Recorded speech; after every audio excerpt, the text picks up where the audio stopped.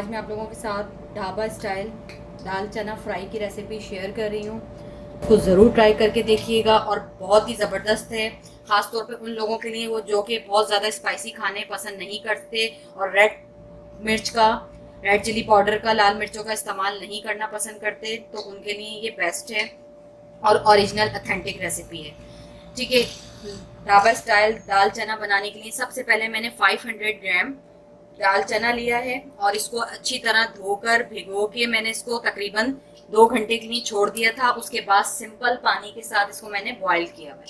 ना इसमें कोई नमक ना कोई लहसुन कुछ भी ऐड नहीं किया और इसको मैंने 99% गला लिया। ये देखें, ठीक है। ये 500 ग्राम है, हाफ केजी यानी कि आधा किलो। 4 मीडियम साइज के टमाटर लेके उनको मैंने स्लाइस में कट कर लिया, इस तरह से बारीक बारीक स्लाइस, बिल्कुल इसको मैंने क्यूब्स में कट कर लिया। 4 से 5 अदद हरी मिर्चें लेकर और उसको मैंने फाइन चॉप कर लिया। 3 हरी मिर्चें मैंने ऐसी साबुत रखी जो कि हम लास्ट में ऐड करेंगे। 2 टेबल स्पून मैंने हरा धनिया लेकर और उसको भी चॉप कर लिया फाइन। 1 टेबल स्पून सूखी मेथी, कसूरी मेथी, फंगी लीव्स, 2 टेबल स्पून लहसुन का पेस्ट, 2 टेबल स्पून अदरक का पेस्ट, दोनों शामिल है इसी के अंदर। नमक अपने टेस्ट के मुताबिक।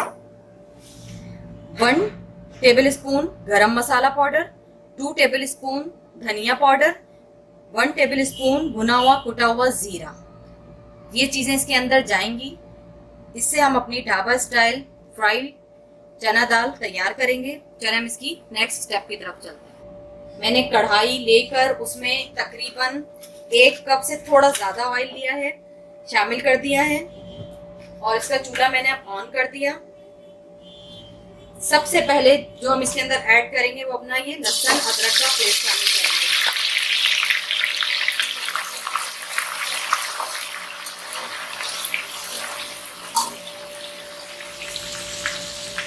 लहसुन अदरक के पेस्ट के साथ ही हम अपनी ग्रीन चिली शामिल कर देंगे।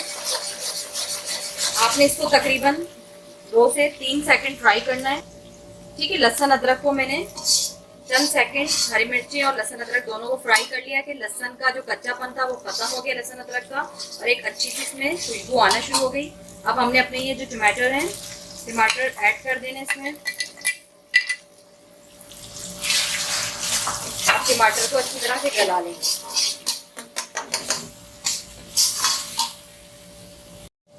अच्छा, इसको आपने 10 से 12 मिनट मीडियम फ्लेम पे कुछ भी ऐड किए बगैर अच्छी तरह से मसाले को भूनना है। इस तरह से ये देख सकते हैं जैसे टमाटर का पानी गल जाए, ख़त्म हो जाए, सूख जाए और टमाटर आपके गल के सॉफ्ट हो जाए। ये देख सकते हैं ग्रेवी फॉर्म में आना शुरू हो जाए। फिर इसके अंदर हम ऐड करेंगे ये जो ज़ीरा था हमारा, धनिया, गरम मसाला और नमक। अब इसको 1-2 मिनट आप मज़ीद भून लें।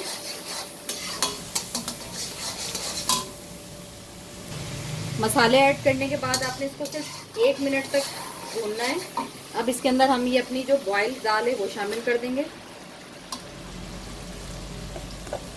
बॉइल्ड दाल शामिल कर दें इसके अंदर।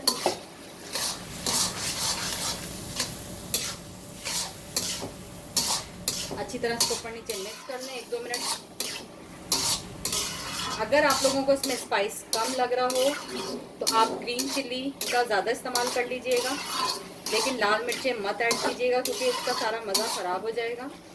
हमने इसको ग्रीन चिल्ली और गरम मसाले के साथ ही बनानी है अगर तो आप लोगों को ढाबे वाला फ्लेवर चाहिए। और इस तरह से हल्का हल्का इसको दाल को थोड़ा सा तोड़ लेंगे। इस टाइम पे आपने थोड़ा सा इसमें से हाफ धनिया, हरा धनिया अभी शामिल कर देना है, हाफ हम बाद में शामिल कर लेंगे। और अब इसका चूल्हा मीडियम रख के ही आपने इसको दाल को फ्राई करना है।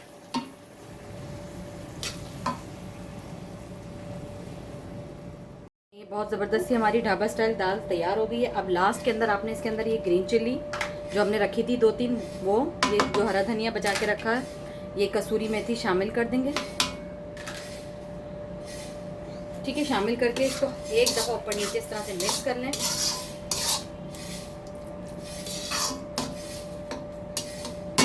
और अब इसको हम 5 मिनट के लिए कवर कर देंगे ताकि जो कसूरी मेथी हमने इसमें शामिल की है वो अच्छी तरह से जो है इसकी स्मेल और खुशबू इसमें अच्छी तरह जब्त हो जाए दाल में। ढाबा स्टाइल दाल चना हमारा तैयार हो गई ज़बरदस्त सी। इसको चपाती के साथ, नान के साथ सर्व करें। रेसिपी अच्छी लगे तो लाइक ज़रूर कीजिएगा, दुआओं में याद रखिएगा। खुदा हाफिज़।